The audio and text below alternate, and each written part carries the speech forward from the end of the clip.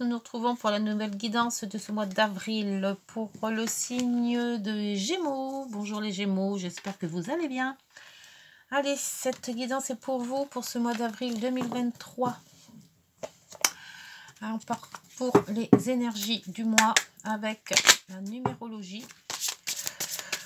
Alors, Gémeaux, ascendant Gémeaux, lune en Gémeaux, bien sûr. Cette guidance est toujours générale, donc vous prenez ce qui vous parle en vous, ce qui ne vous parle pas, vous laissez. Et peut-être que dans le mois ou dans les mois prochains ou dans les semaines, cette guidance pourra vous parler. Elle ne peut pas parler tout de suite. Alors, Gémeaux, ascendant Gémeaux, lune en Gémeaux, s'il vous plaît. Gémeaux, ascendant Gémeaux, lune en Gémeaux, les énergies de ce jour, de ce mois d'avril 2023, s'il vous plaît. Bon, ça ne fait pas.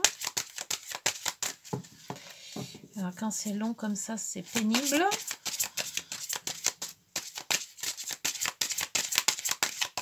Bon, donc on va faire autrement. Voilà. Alors, le dévouement et la chance. Alors, le dévouement. Elle a 42. 41, 42, le dévouement.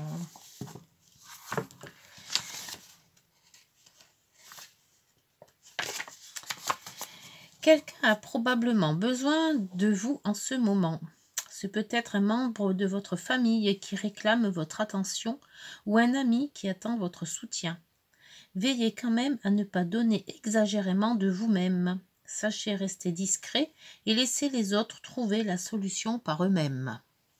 Le dévouement. On peut se dévouer pour un être proche, pour quelqu'un, un ami, mais de là à s'oublier, non. Donc voilà, un dévouement, mais sans s'oublier. Et la chance, c'est la chance que vous avez. Excellent, la chance. C'est parti pour les 12 maisons.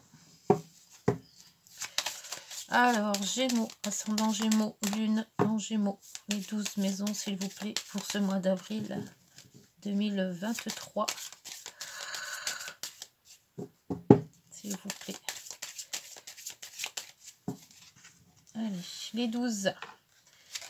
1, 2, 3, 4, 5. Je vais enlever ça.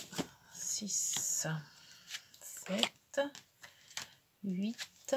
Donc, comme je suis toujours en vacances et que là, la table est petite, je vous ferai voir au fur et à mesure, évidemment, les cartes qui sortent.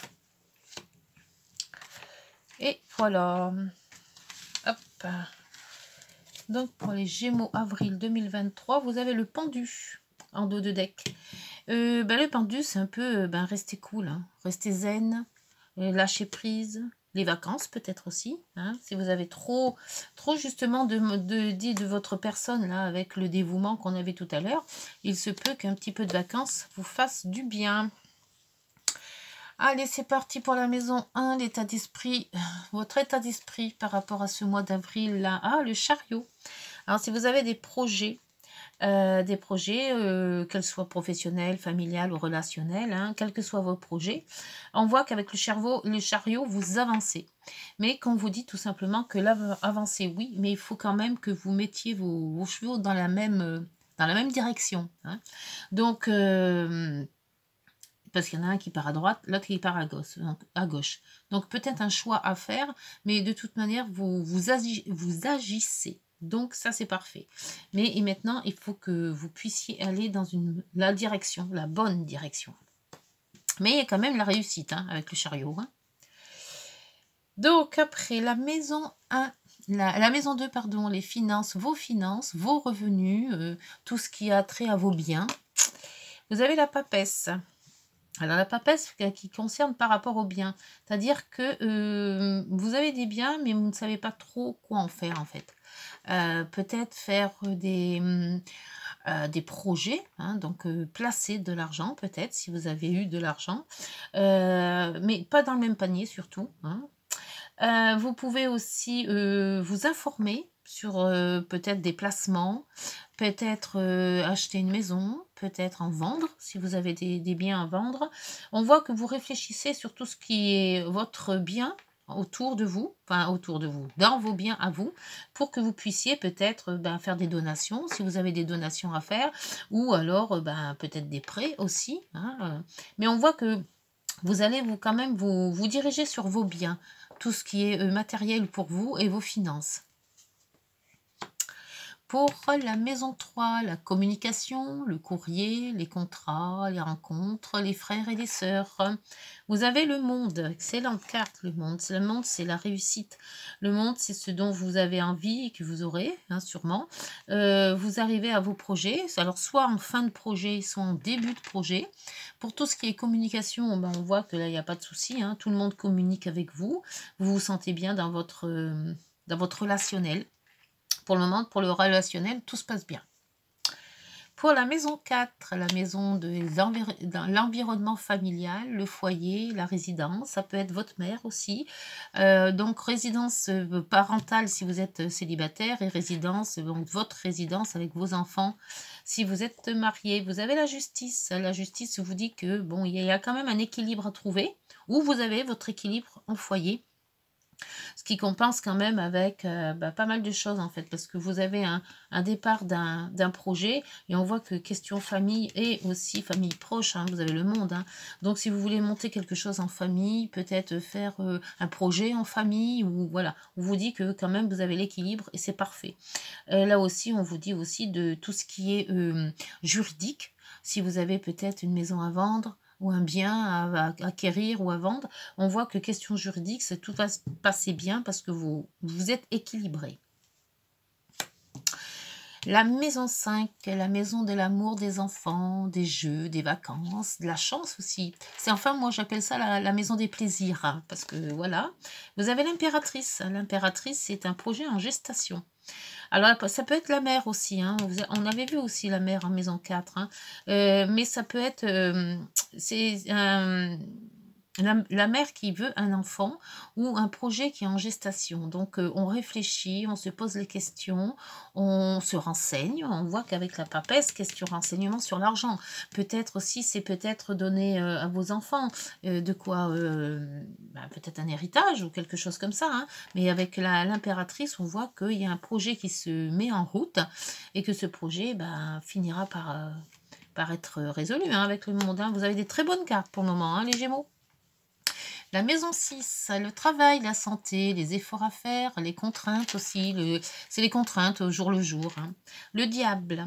Alors là, il y a certaines restrictions, certaines, comment dire, vous vous détachez. Il faut que vous vous détachiez de certaines choses, ou de certaines personnes aussi, au jour le jour. Donc, au début, vous aviez le dévouement, et on voit que on vous dit que les contraintes, ne pas vous dévouer corps et âme à quelqu'un ou à une situation qui vous bouffe un peu la vie au jour le jour. Hein. Donc, essayez de vous détacher un petit peu de ça. On peut être gentil sans être trop présent non plus. Hein. Essayez de déléguer les choses aussi, si vous avez des frères, des sœurs, ou voilà, ou de la famille qui peut aussi reprendre le relais derrière vous. Mais on voit qu'avec le diable, on vous dit de vous détacher des choses sans être vraiment trop investi. La maison 7, la maison de ce qui vous oppose, la maison, le conjoint, le couple, les partenariats. En travail, c'est tout ce qui est partenariat, hein, tous les contrats signés. Et c'est aussi l'influence avec les autres. Vous avez la maison Dieu. Alors, les maisons Dieu, je me dis toujours, ça passe ou ça casse. C'est-à-dire qu'avec la maison Dieu, c'est quelque chose qui arrive brutalement. Donc, brutalement, avec le conjoint, peut-être une dispute, peut-être une séparation. Ça peut être aussi, justement, d'une rencontre. Parce que la maison Dieu ne fait pas que du mal, mais aussi beaucoup de bien. Ça peut être aussi un partenariat avec d'autres personnes. Peut-être aussi, vous ne pensiez pas du tout vous mettre en couple, ou vous mettre avec un partenariat avec un autre couple peut-être, hein, si vous avez des projets, peut-être acheter une maison ensemble avec un autre membre de votre famille ou quelque chose comme ça. Mais il va y avoir un bouleversement dans cette maison 7, c'est sûr. Pour la maison 8, ceux qui s'opposent à la question, le conjoint, le couple, non, pardon, la maison 8, la maison des, la maison des banques, ça peut être la maison des rapports avec l'argent que vous pouvez avoir des autres. C'est aussi ce qui est caché, occulté, la sexualité. Ça peut être aussi, la plupart du temps, c'est vraiment tout ce qui est occulté, tout ce qui est dans l'ombre. Vous avez le jugement, une nouveauté, la résurrection, quelque chose que l'on laisse de côté et on reprend autre chose, un peu comme Pluton, vous voyez. Enfin, si vous connaissez la planète Pluton, et surtout en maison 8 en plus, c'est vraiment sa maison, laisse tomber les choses qu'on n'a plus besoin, qui sont plus boulées qu'autre chose, et on va dans le mieux, toujours dans le mieux, on s'informe, on voit qu'avec ce jugement dans cette maison, on vous apporte peut-être aussi l'occasion d'avoir de l'argent des autres, peut-être par prime, par prêt, par raison sociale, enfin tout ce qui est les primes sociales, voilà, ou la retraite aussi. Si vous êtes à la retraite, on voit que cette carte vous dit tout simplement que il y a du changement dans cette maison, et cette maison-là sera de l'argent qui va arriver.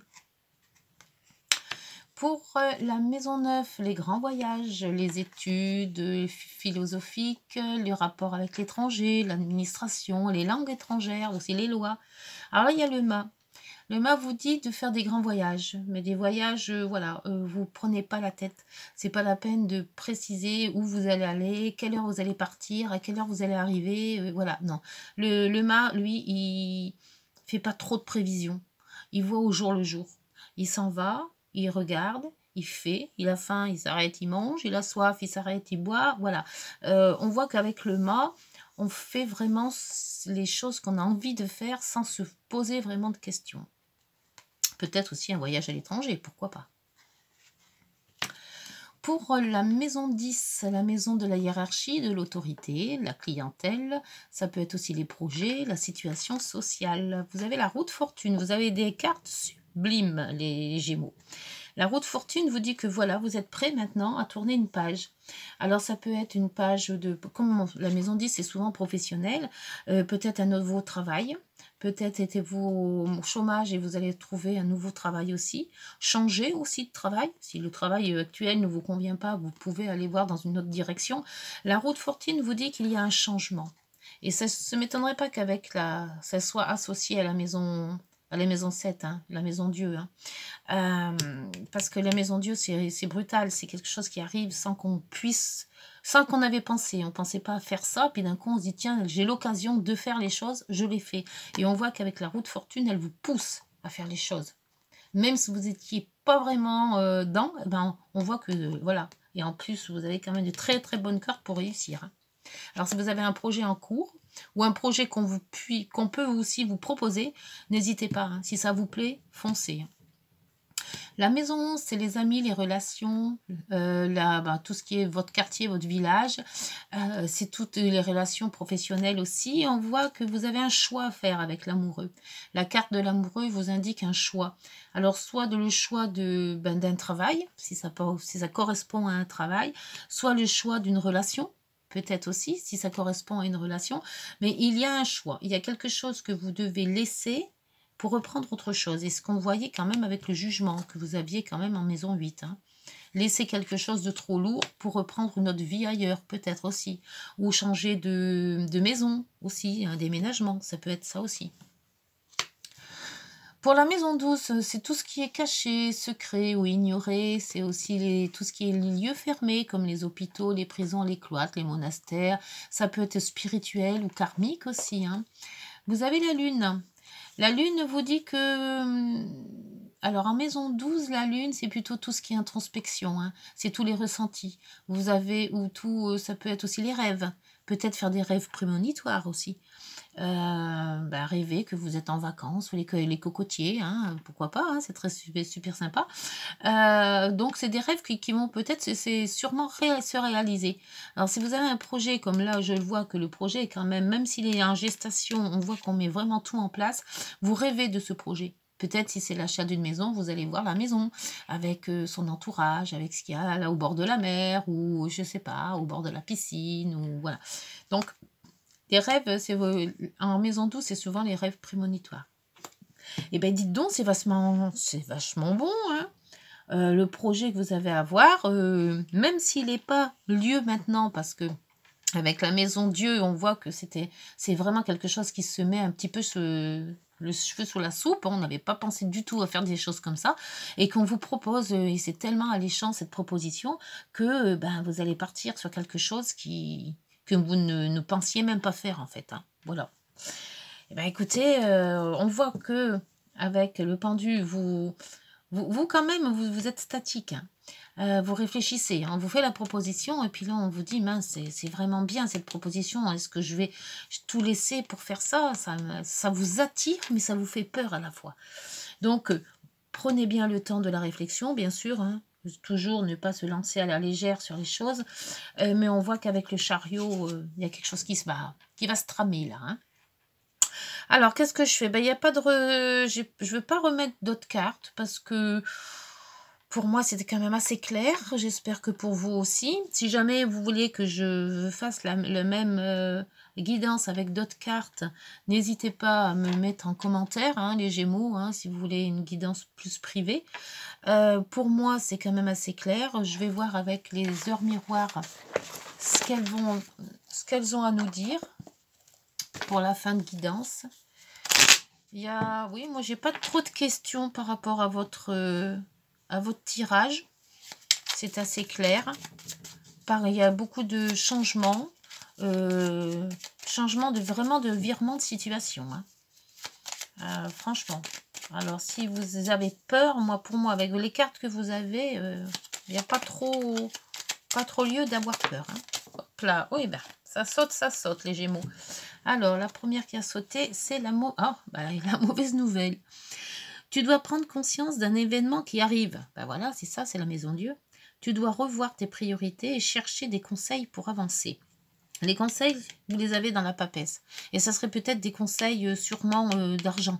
Tout ce qui peut être les placements. Je pense plus aux placements, moi. Alors, est-ce que vous avez peut-être fait un héritage et que c'est assez gros, ou vous avez touché une grosse somme et que vous voulez les placer? Là, on vous dit quand même de revoir les priorités et chercher des conseils et pas faire tout et n'importe quoi. On vous dit aussi d'avoir la patience. Fais-toi confiance. Toi seul sais ce qu'il te faut pour être heureux ou heureuse. Tu mérites ce changement de vie. Il y a bien les changements de vie. On l'avait avec le jugement tout à l'heure, hein, et le choix avec l'amoureux, hein. N'écoute pas les personnes qui essaient de te décourager et apprends la patience. Voilà les Gémeaux, j'espère que ce mois d'avril, n'hésitez pas à me faire des commentaires si... en dos de dette, il y avait le commencement. Alors, je vais vous la lire parce que c'est quand même pas mal le commencement. Ta vie est sur le point de changer. Quelque chose de nouveau va commencer. Reste concentré sur tes volontés, car elles seules sur le point de s'accomplir. Car elles sont, sur le point de s'accomplir. C'est bien ce que j'avais vu avec la justice et l'impératrice, hein. Bon, écoutez, c'est super. Écoutez, quel que soit le projet qui va vous arriver, hein, même si pour le moment vous n'avez rien, n'hésitez, ça va arriver de toute manière dans ce courant avril. Si vous pouvez, laissez-moi des petits likes, des petits commentaires, hein, pour voir, hein, ce qui s'est passé durant ce mois d'avril. Et puis d'ici là, portez-vous bien, prenez soin de vous. Au revoir.